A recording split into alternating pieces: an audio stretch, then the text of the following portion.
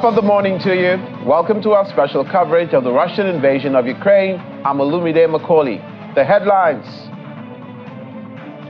Kim Jong-un's train arrives in Russia ahead of an expected Putin meeting as the U.S. urges North Korea not to sell arms to Russia. Ukraine says it has retaken offshore drilling platforms near Crimea. Plus, Germany, Estonia, and Latvia signed framework purchase deal for IRIS-T air defense system.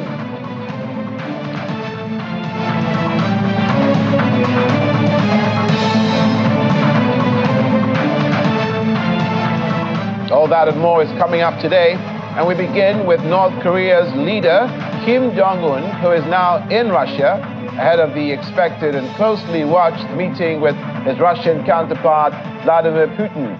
Mr. Kim departed the capital Pyongyang on Sunday afternoon in a private train, accompanied by top officials.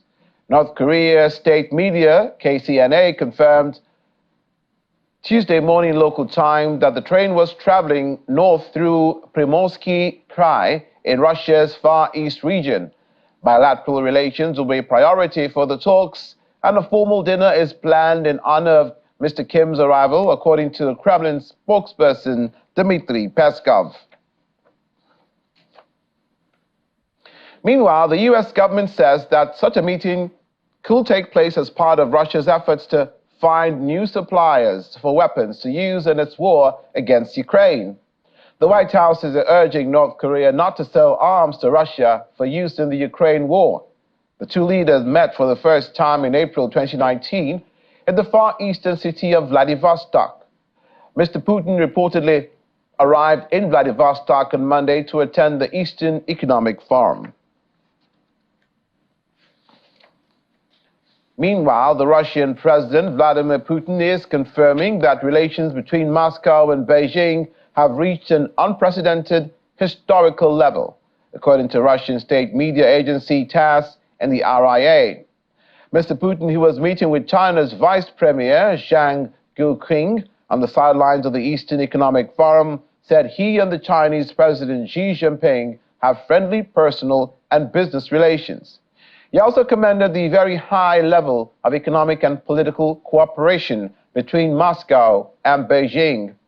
Xi, a self-described friend of Mr. Putin, has continued to bolster China's economic, diplomatic, and security ties with Russia in spite of the invasion of Ukraine, which Beijing has never condemned.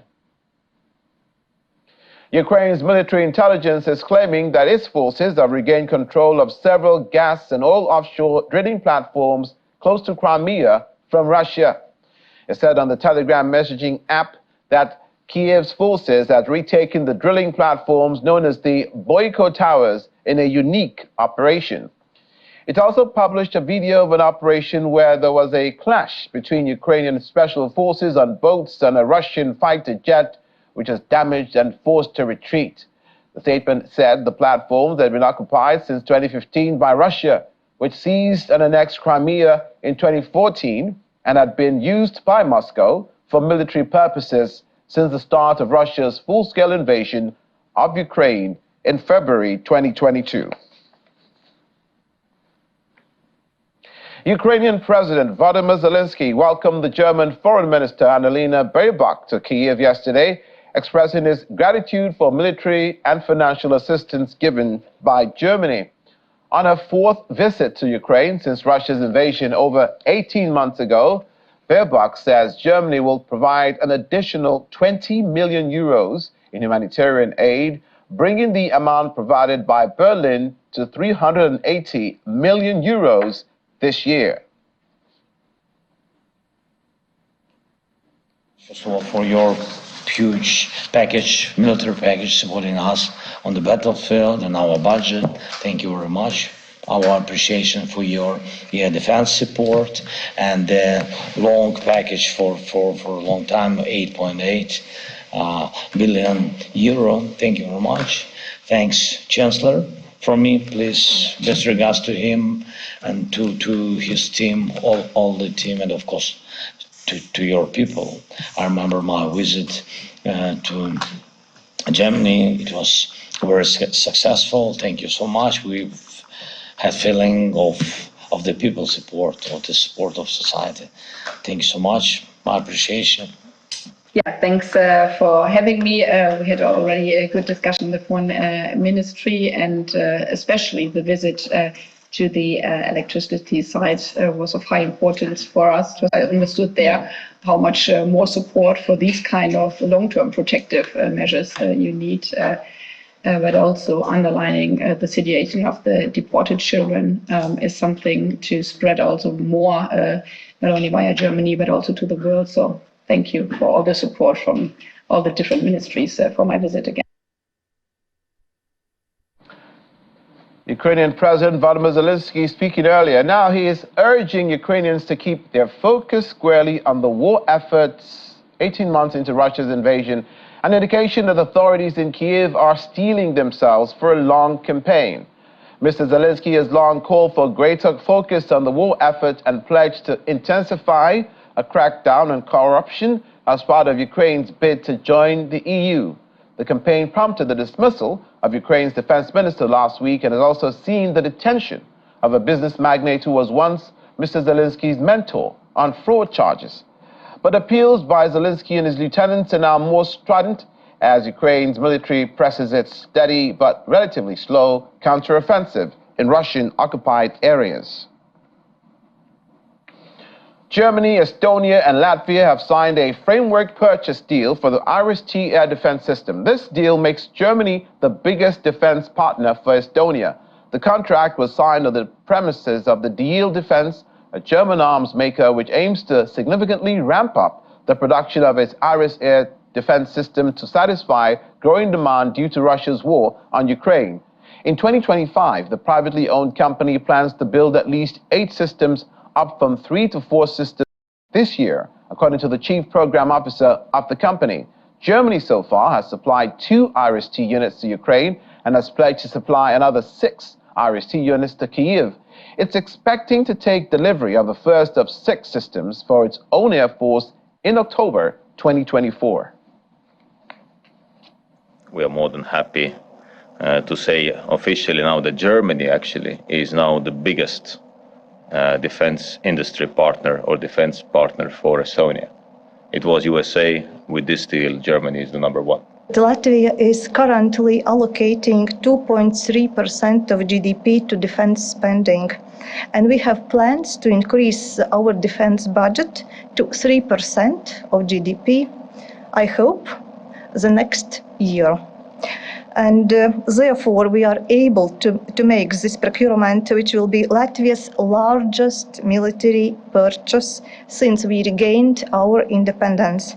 We are working in Germany on a new package of about several hundred million euros, which will be ready, I think, next week for the UDCG in Ramstein. Of course, we share that consideration of 30, 40, maybe 50 days until the wet and rainy period will start again. And so we are supporting, we're doing everything to support which is necessary. Now let's speak to Director, Eurasia Democracy Initiative, Mr. Peter Zelmayev, who is speaking to us from Kyiv, the Ukrainian capital.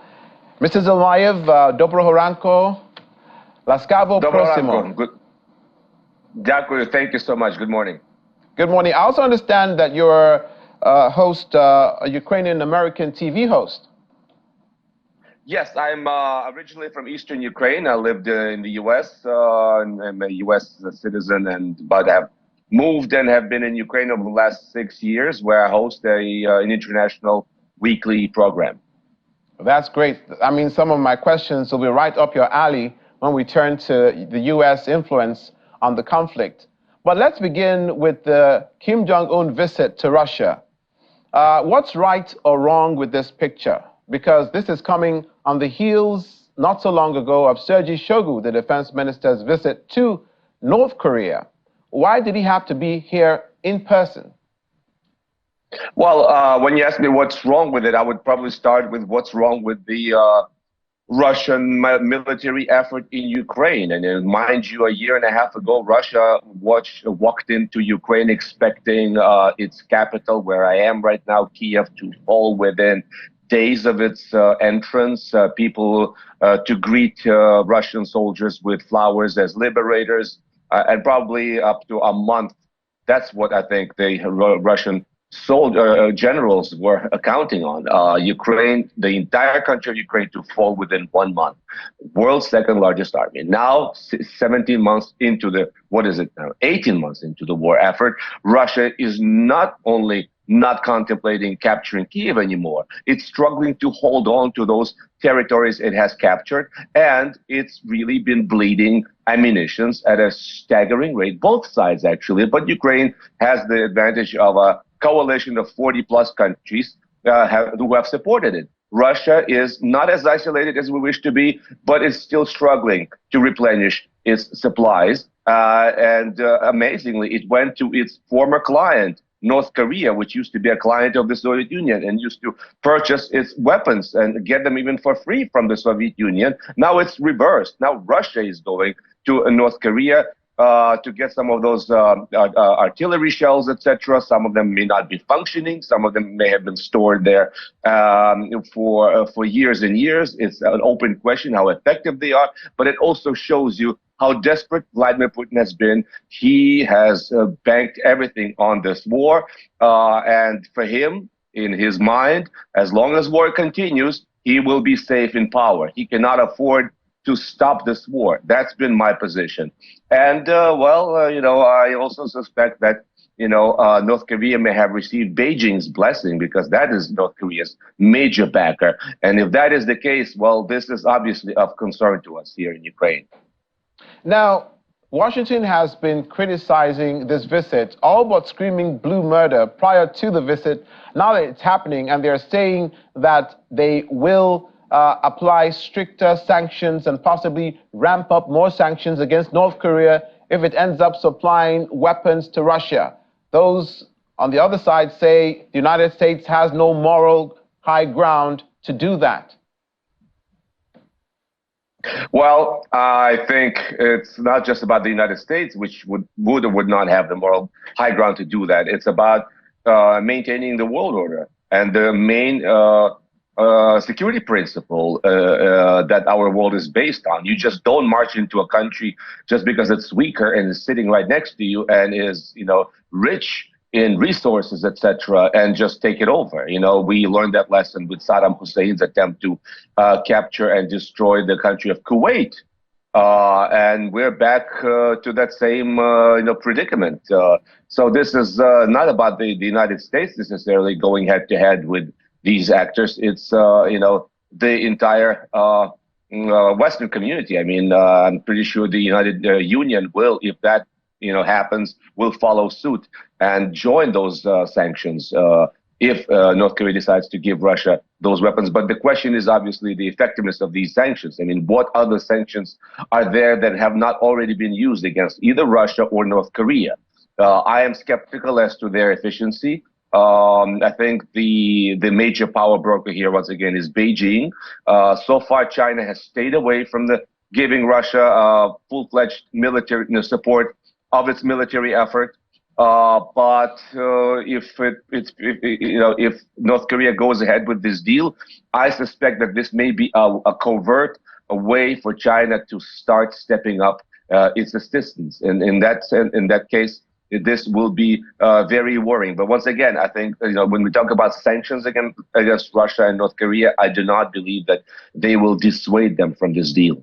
Is this driving a wedge more between the countries that support either side? Now we're seeing South Korea with Japan in alignment. Now we're seeing North Korea with China seemingly in alignment. But we know that before this, China wasn't necessarily on exceptionally good terms with North Korea. Neither was Russia, as a matter of fact. Is this conflict threatening to drive a deeper divide between these powers? Well, indeed, this is and this has been Vladimir Putin's goal all along. He is claiming that this is a holy war in Ukraine, which he refuses to call a war, but calls them a special, as you know, military operation. This really disgusting euphemism. He, is purporting to present it as some kind of anti-colonial struggle by Russia against former colonizers like, the West, America, the European Union. And so he's obviously interested in making, in kind of presenting this as a first move in a looming third world war, where countries would democratize their relations. This is what, once again, another euphemism by the Russians. This is about democratization of international relations. If the U.S. wants to invade Iraq, well, Russia reserves the right to invade Ukraine, which obviously is a false equivalence. Those are completely different countries. And even if you take that position that America's invasion of Iraq was not well thought out and was not correct, it was against international law, well, two wrongs don't make a right, as you know. Yes, we're seeing an increasing power struggle in the Far East. Obviously, Japan is going to be very concerned with that. And, recently a Japanese foreign minister visited Kiev. So that tells you that, there is a hardening of alignments in that region and elsewhere as well. Africa, let's not go too far. The overthrow of the government in Niger. Mali, Russia is obviously stirring the pot on your continent. It's trying to stir the pot elsewhere in Latin America, etc. So yes, Vladimir Putin's goal is to try to make as much chaos as possible in order, not least, to sort of wash away Russia's very particular specific crimes in Mariupol and Bucha. It'll all be just one big world conflagration where Russia will feel kind of absolved of its very specific sins and crimes in Ukraine. Then that is your argument. What about the Russian arguments that ethnic Russians in Ukraine were targeted, pro-Russian sympathizers in Ukraine were targeted, and what was going on in Luhansk, in that part of Ukraine and other parts, what happened in Crimea with the referendum, that the Ukrainians were targeting and wanted to eviscerate anything that was seemingly pro-Russian in Ukraine, and that rubbed them the wrong way, not to talk of the NATO bid by Ukraine. This is very good that you asked me specifically that question. As I said, I was born and raised in the east of Ukraine, in the Russian-speaking city of Donetsk. This is where I was born, and this is where I went to school. I know that area very well up until the 2014 and Russia's first kind of creeping invasion of Ukraine. My family lived there until they had to leave. Let me tell you, if that had been the case, and if there had been serious instances and proved instances of discrimination against Russian speakers, I would have been the first to speak out against them. This was obviously a lie concocted by Putin to pursue his imperial dreams. Let's not go too far. Let's remember Putin's meeting with George W. Bush. That was back in, if I'm not mistaken, 2000, it may have been 6, where he said, George, Ukraine is not even a country. Let me quote another big American statesman, and that's Zbigniew Brzezinski, former, a national security advisor to the U.S. president. He said in one of his scholarly works that without Ukraine, Russia is no longer an empire. So this has been an obsession of Russian, policymakers, Russian philosophers, Russian cultural figures, controlling Ukraine, which also happens to be a cradle of Eastern Slavic, Eastern Orthodox civilization.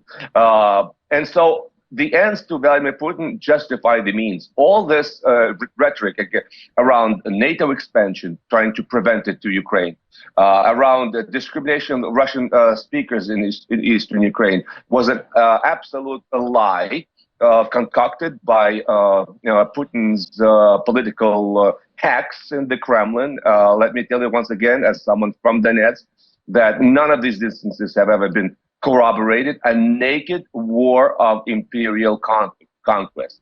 This is what has been all along. Even in Kiev, in the center of Ukraine, I welcome you to visit here. Half the people you'll still hear on the street speaking Russians. No discrimination, no attacks on them. This is a complete absurd idiocy on the part of the Kremlin, and most people of goodwill do not buy into it.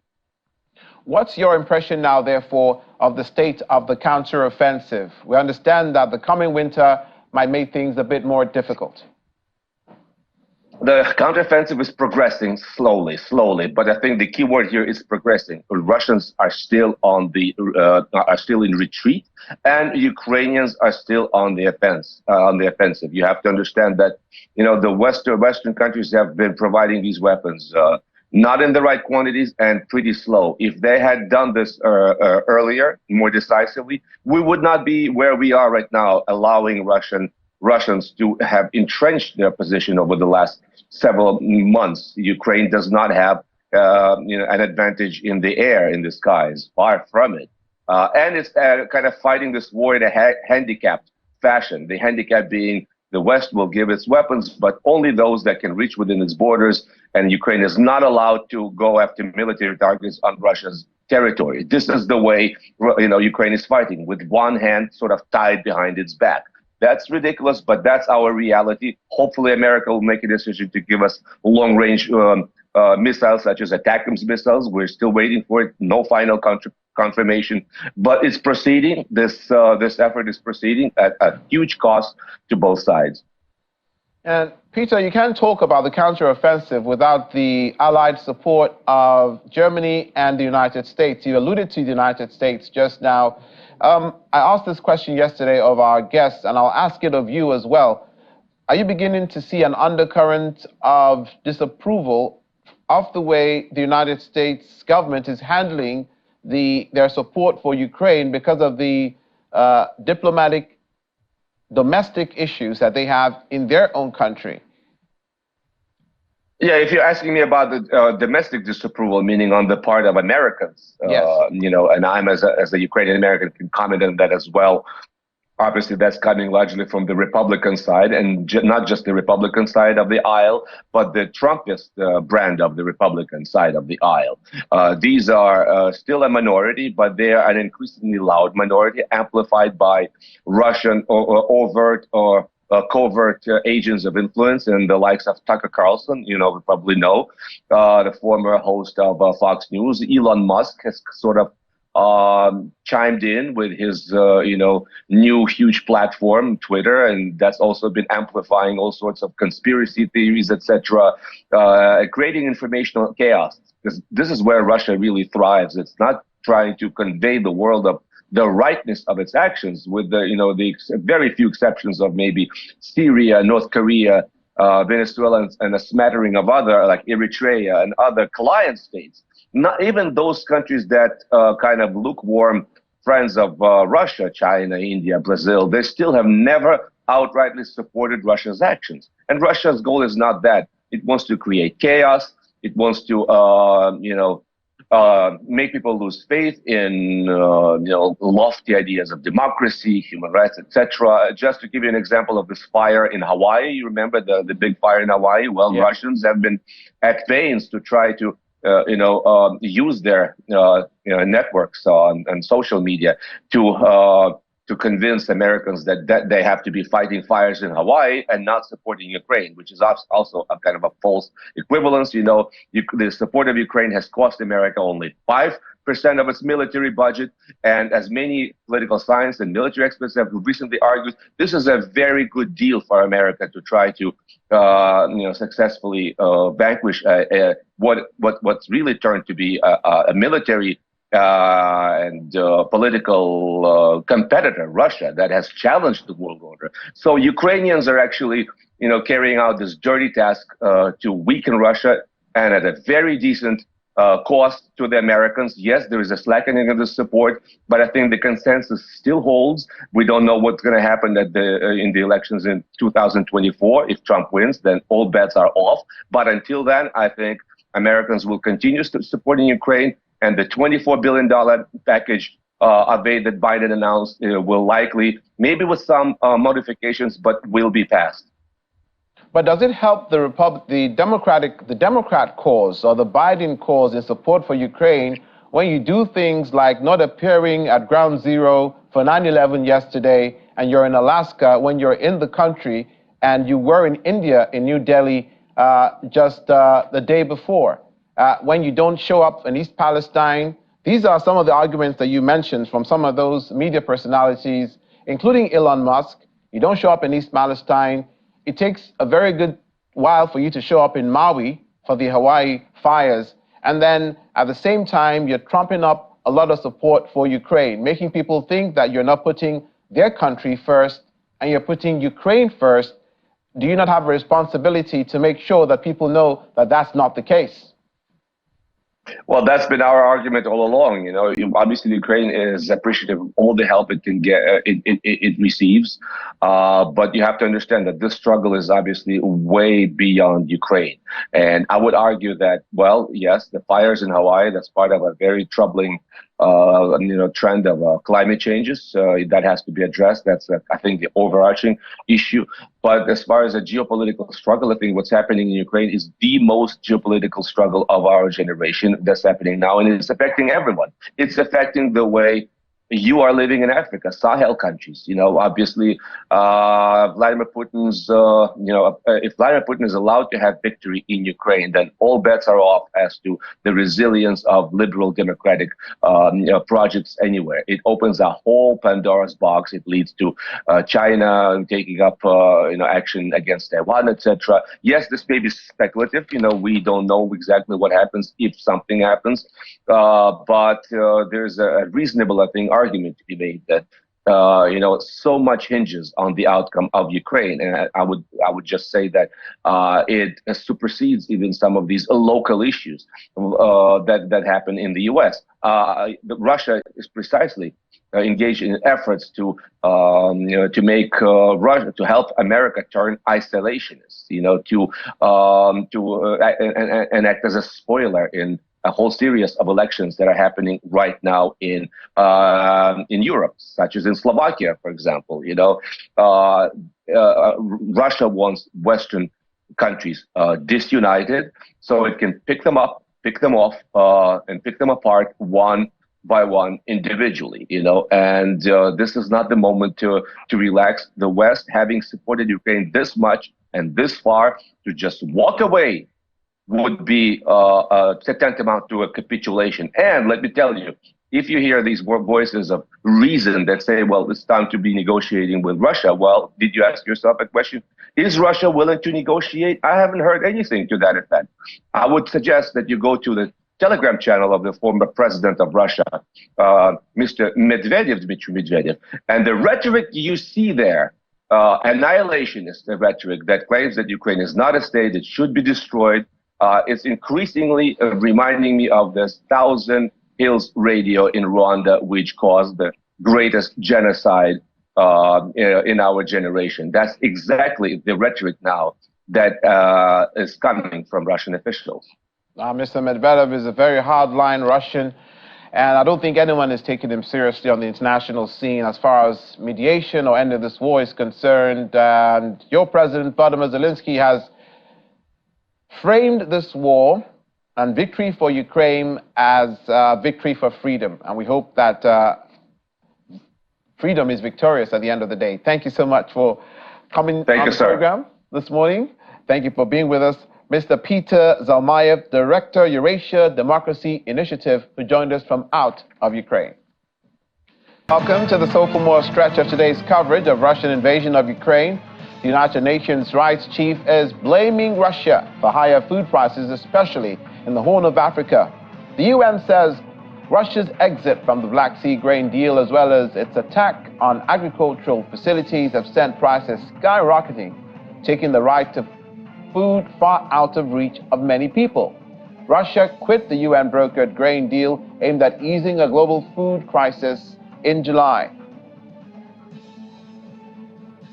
A year and a half of horrific warfare has ravaged Ukraine, with heart-wrenching toll on its people and damage to vast areas of agricultural land. The Russian Federation's withdrawal from the Black Sea Grain Initiative in July and attacks on grain facilities in Odessa and elsewhere have again forced prices sky high in many developing countries, taking the right to food far out of reach for many people. As my office highlighted a year ago, the concerns in the Xinjiang UER require strong remedial action by the authorities as per our recommendations. I also remain troubled by the continued detention of human rights advocates.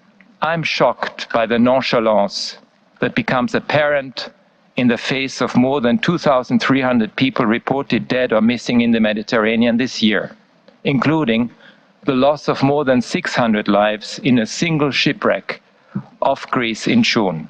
It is evident that far more migrants and refugees are dying unnoticed in the seas around Europe, including the Channel, in the Bay of Bengal, and in the Caribbean, where people seeking protection are constantly pushed back and deported to situations of grave danger. Or along the US-Mexican border, where deportations and expedited removal processes raise serious issues. Or at the border of the Kingdom of Saudi Arabia, where my office is seeking urgent clarification about allegations of killings and mistreatment. On his part, Turkish President Erdogan is asking Western countries to realize their promises to Russia and do their part to revive the Black Sea grain export agreement. Speaking to reporters on his flight back from the G20 summit in India, Mr. Erdogan says he will again discuss reviving the Turkish brokered deal with Mr. Putin. He indicated that the issue will be amongst the top items on the agenda of the UN General Assembly this month. Meanwhile, the Kremlin says talks with the Turkish leader who met the Russian president in early September will continue. Ukraine's foreign minister says the country needs more systems to protect its ports from Russian airstrikes to ensure grain could be exported. To that end, Dmytro Kuleba is urging Berlin to send Taurus missiles to Ukraine as soon as possible. In his words, "You will do it anyway, it's just a matter of time, and I don't understand why we are wasting time," he said in response to a question at a news conference in Kyiv.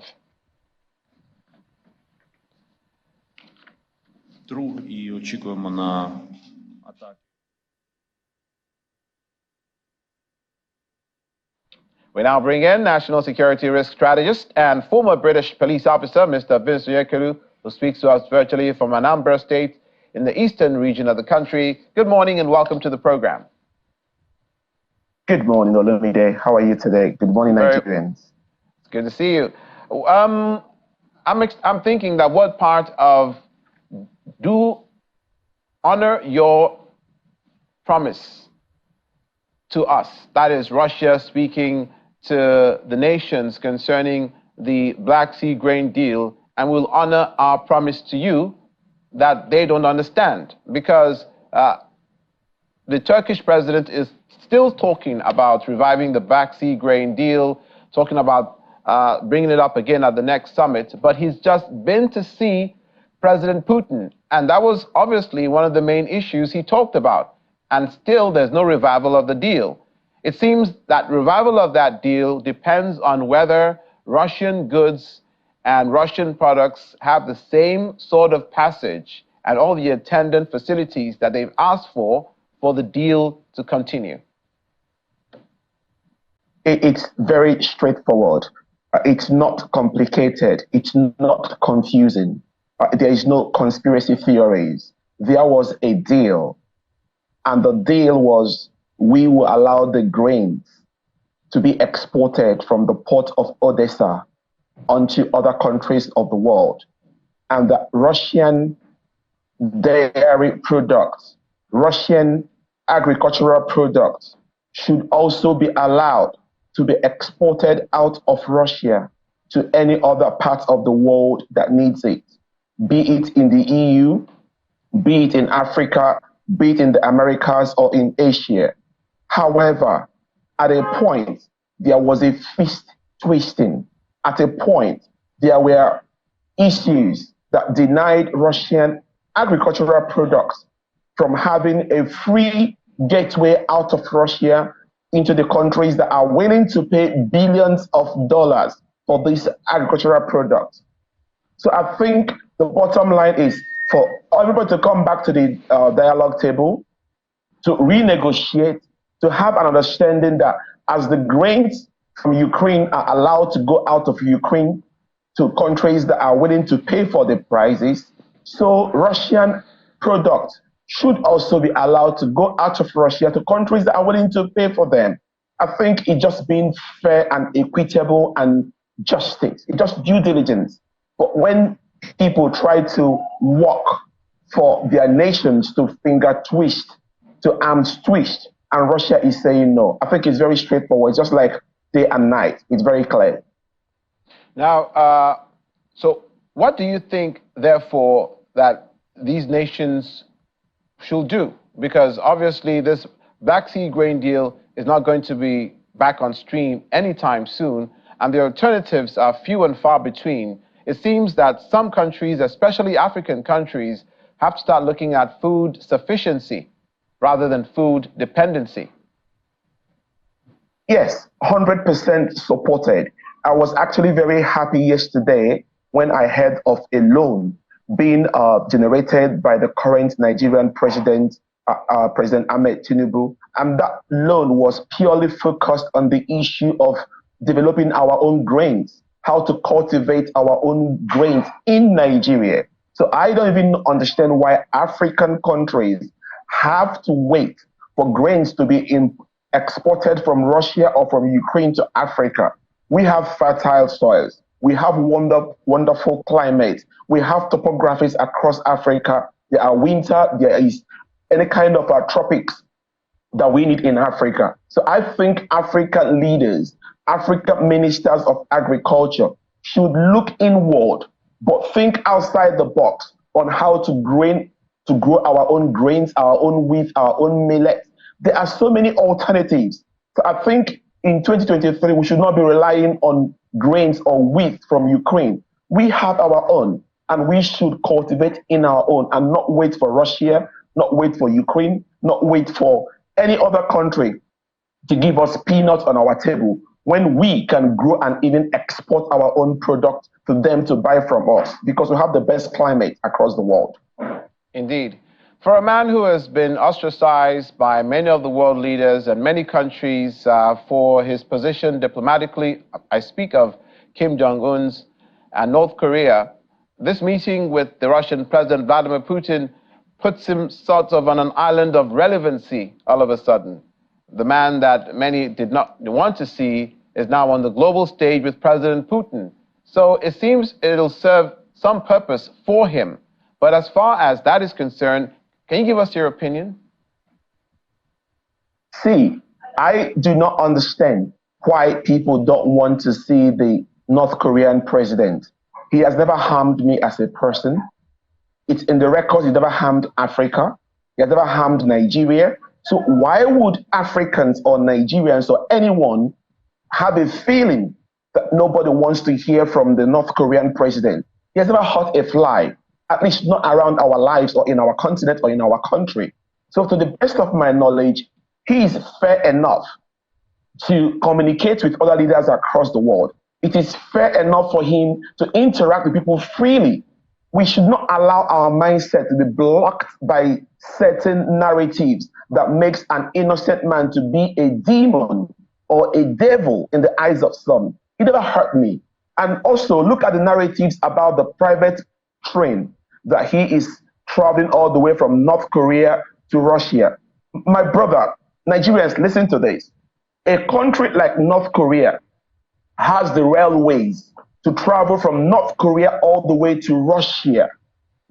But in Nigeria, we don't even have a train to travel from Abuja Central Business District to Gwagwalada. Not even from Abuja to Lokoja. But a North Korean nation has a train line that can travel from North Korea to Russia, from North Korea to Vietnam, from North Korea to other parts of the region. So I think this man is actually showing that what you need as a nation is to have your own science, technology, have your own innovation, and then you will be counted in the community of nations. No matter who wants to sanction you, but you can withstand and depend on your own self, not relying on Ukraine or Russia to send you grains, but to use your science and tech, to use innovation from your citizenship to develop your own nation and be self-reliant and build train lines that can move at the speed of 310 kilometers per hour. Even the fastest speed train in the UK moves at 230 kilometers per hour. But this train from North Korea can move at 310 kilometers per hour. Sheer innovation. A country has been shut out from the world. Mr. Ekele, correct me if I'm wrong, but are you painting North Korea to be a victim now? We're talking about North Korea with its nuclear threats. We're talking about North Korea with its suppression of human rights in its own people, of its own people in its own country. We're talking about the same North Korea that has blatantly refused to have anything to do with acceding to the United Nations or any sort of diplomatic protocol in the Committee of Nations. And you make them out to be, you said, an innocent man, Kim Jong-un is. Okay, thank you for that. Now, let's break this down. We are talking about human rights. Before I go there, the problem, to link that to the Ukraine war, why there's a lot of concern, obviously now, is that this is another get a jail-free card for President Putin if he wants some sort of conventional weapons that North Korea can supply them with, just as they did with Iran. Yeah, thank you. Now, let's start from the last information that you raised. Now, it's a war. It's a war. It's very creative that during the G20 in India, that the G20 declaration stated that there is a war in Ukraine. It deleted there is a war against Ukraine, even though President Zelensky is fighting about that. But the G20 said there's a war in Ukraine. He never said there's a war against Ukraine. He never stated that Russia was the aggressor against Ukraine. That's number one. Number two, the issue of long missiles that the US are planning to deliver to Ukraine. It's a war. So if NATO wants to fight a war, they should be willing to fight a war. They should not try to beg and cry for people to be emotionally biased towards Russia. If NATO and US are willing to give long missiles to Ukraine to fight Russians, and now Russia is also negotiating with North Korea, a nation that has been blacklisted for decades.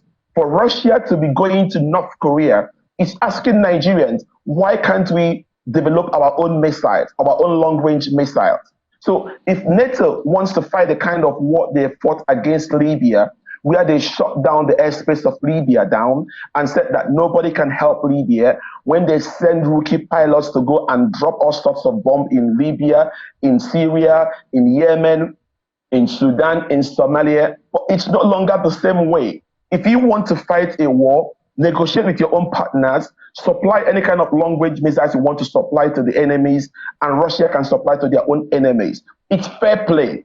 All is fair in war. Now, I'm talking about the issue of human rights. My brother, 4 or 5 years ago, we remembered a nation arrested one of their own citizens in their own embassy and killed their citizen and put his body in acid. You know about the nation I'm talking about.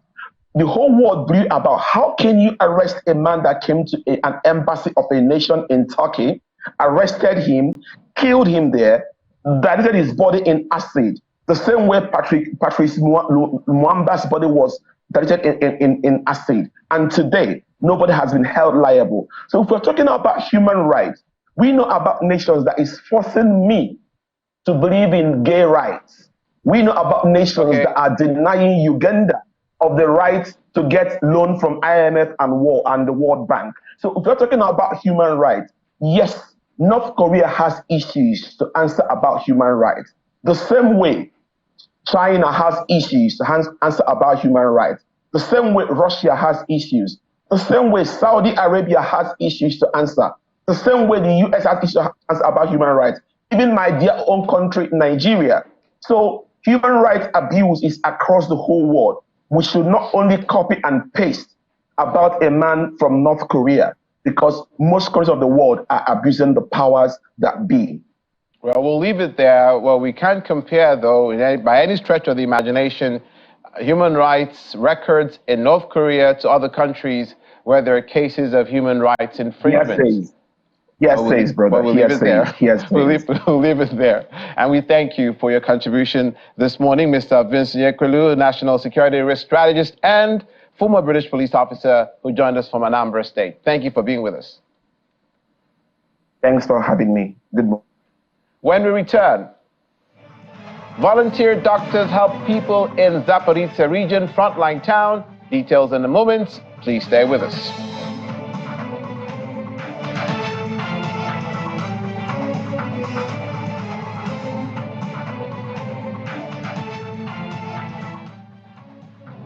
From the north to the south, east and west, Network Africa brings you news stories from all around the continent. With wide range in coverage, insights and analysis of special issues, we dissect Africa in its beauty and peculiarities. Network Africa tells the African story from the African perspective. Network Africa, weekdays at 4 p.m.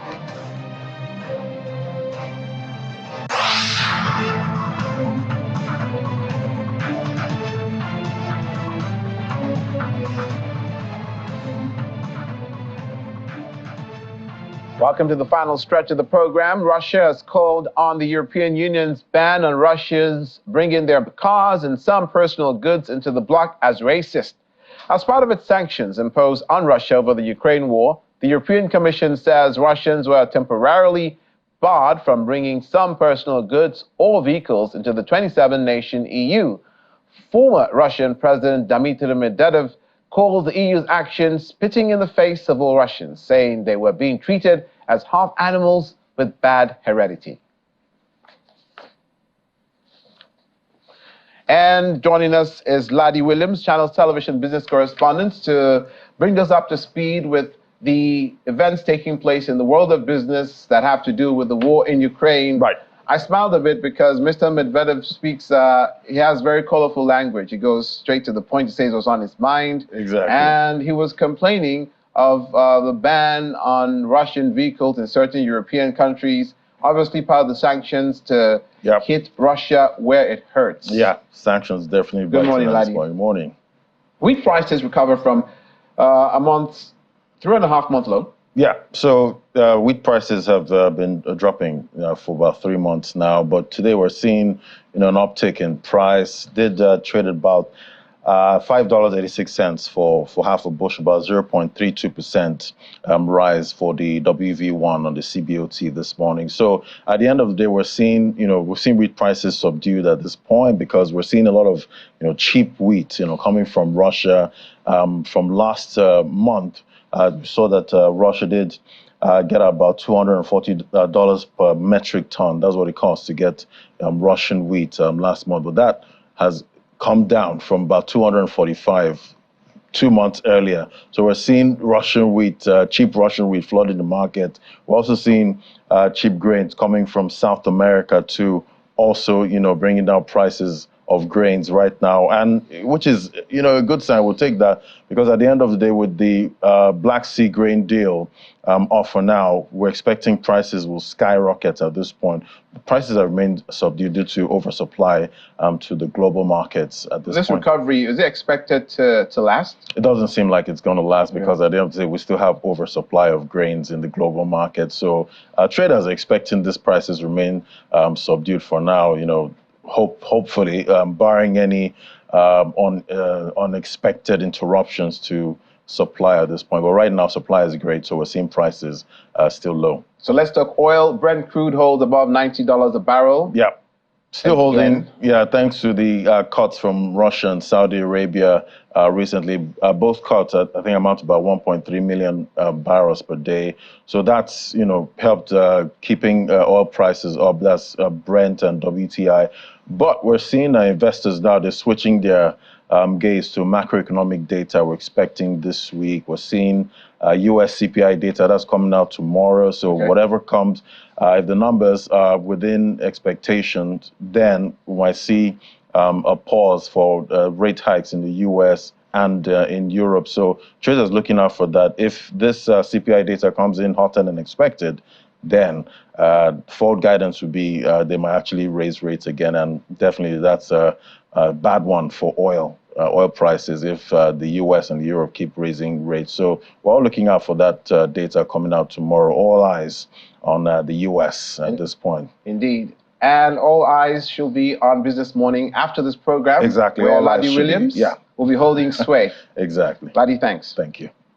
Finally on the program, volunteer medics from the Ukrainian-Israeli mission, Frida, visited people in the southern Zaporizhzhia region frontline town over the weekend with help and supplies. Small frontline towns lack specialized doctors, and Frida volunteers traveled to the region to treat residents and stock up on medicine. Ukraine has been battling to regain control of a swathe of eastern and southern Ukraine, and a counteroffensive launched several months ago. In the weekends we travel out here, but during the daytime I work at the Children's Hospital, Akhmedid in Kiev, and it's difficult seeing the children that have their houses been hit by rockets, and they're missing part of a limb or they've got shrapnel in their chest. Yeah, it's horrible. You stay professional when you're working with the kids, but then when you go back to the hotel, you start really thinking about I'll travel around the east and a little bit in Zaporizhzhia, and I'll drop off donations. My family's gathered these donations, places where I volunteered back in New York.